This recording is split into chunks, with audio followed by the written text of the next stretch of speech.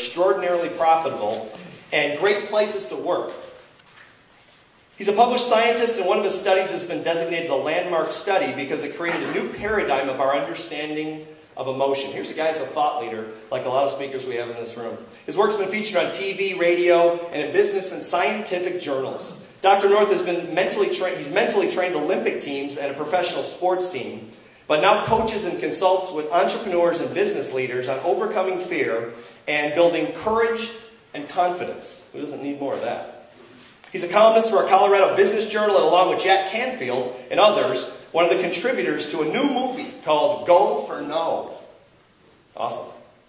But what you'll really love about TC is his authenticity. And I got to tell you on a personal note, I just worked with this gentleman. I've worked with him many times over the years. I was just with him out in Boulder. He's a Boulderite, and he's a dynamite guy. We've just had a lot of fun together. He's very successful, and I'll tell you what, I'm in the mental training field as well. This guy knows what he's talking about. So put it together for our first speaker, Dr. TC North.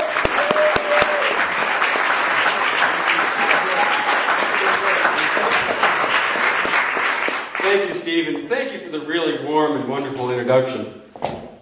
And I truly mean that. I've learned to listen very, very closely to my introduction these days, because the line in my introduction that begins, Dr. North is a columnist, was recently read by the person introducing me as, Dr. North is a communist.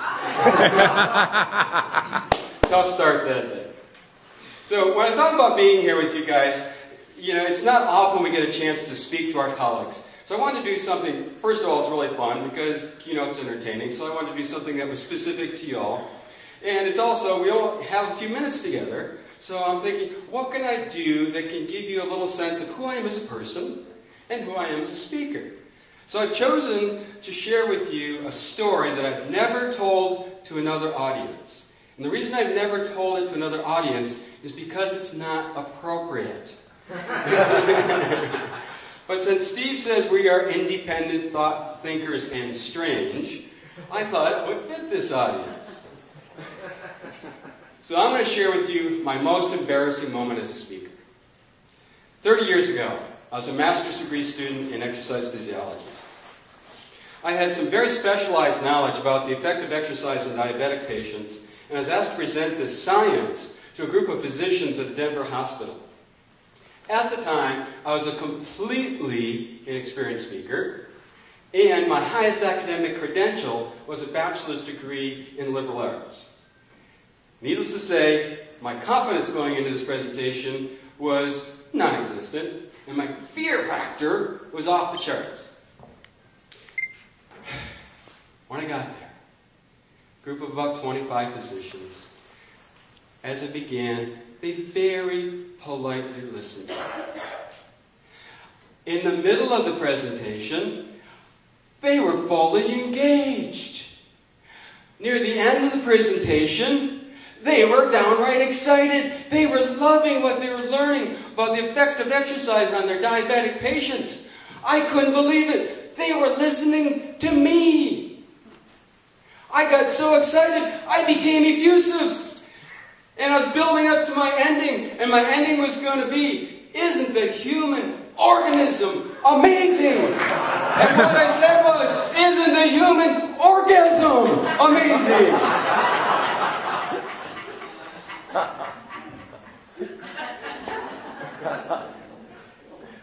And to make it worse, it was a room full of guys twice my age.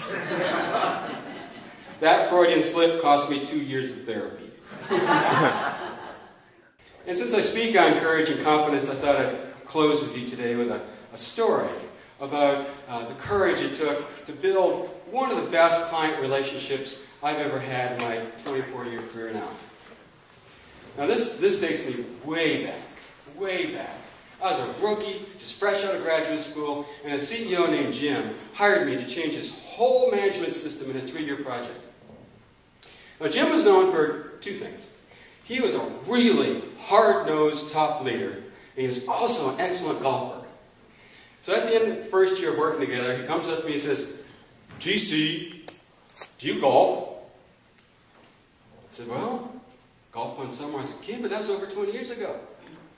And he says, "Great, I belong to Castle Pines, one of the most beautiful and challenging golf courses in all of Colorado. How about golfing next week? Yeah. The thought that went through my head was, how much would I like to golf next week and make a complete fool of myself on the golf course with my best client? About as much as I want a simultaneous root canal and colonoscopy.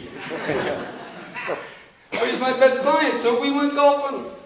But Jim was totally different on the golf course. He was fun, and he was encouraging, and we actually had a great time. He did live up to his reputation that day as a good golfer, though. Par for the course was 72. Jim shot 3 over par 75. An incredible round of golf. And I created a reputation that day. I shot 3 over 120. I consulted for Jim, and I coached his whole management team for 12 years until Jim retired. The last time we played golf about once a summer during that period, and the last time we played golf, we're standing outside the clubhouse, and he walks up to me and goes, "TC, I really like playing golf with you." Whoa. Jim doesn't give many compliments. I was kind of touched. So I said, "Why?" And he said, "Because when I play golf with you, I get to see parts of the golf course I didn't know existed."